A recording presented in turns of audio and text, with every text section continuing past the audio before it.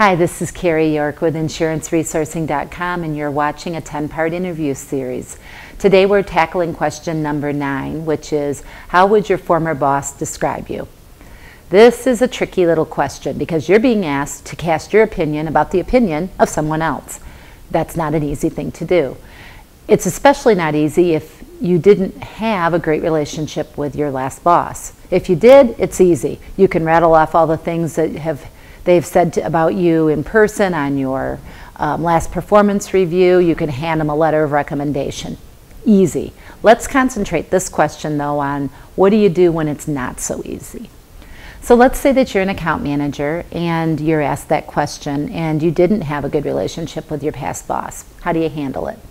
You're honest, as usual, because once again, it doesn't take much to pick up the phone and make a couple of phone calls for somebody to find out what the story is. And you want to tell the story your way. You don't want it being told through the eyes of someone else who only knew half of the story.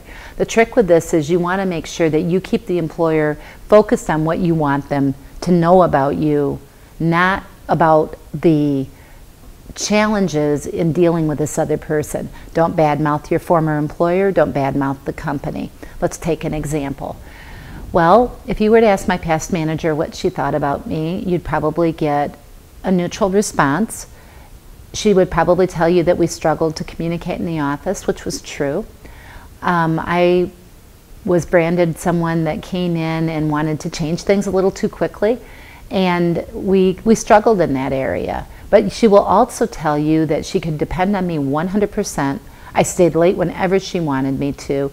I gave an extra mile of service to every single customer I dealt with, and I have 3 letters of recommendation that I could show you from my best customers at my last position.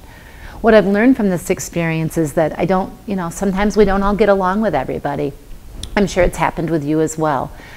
I tried my best to make sure that I kept the peace in the office. I asked her for feedback on a consistent basis, and I did everything I could to try to make it as simple of a process to work together. Unfortunately, we just didn't see eye to eye, and I chose to part ways. What I'm really hoping for in my next experience in working is that I have a boss that's really open and understanding and wants to be a team player and also wants to be a coach and mentor. That's what I really hope, and from what I've done my research on you, Mr. Employer, I understand that that's what other people think about you, so I'd be really excited to be on your team.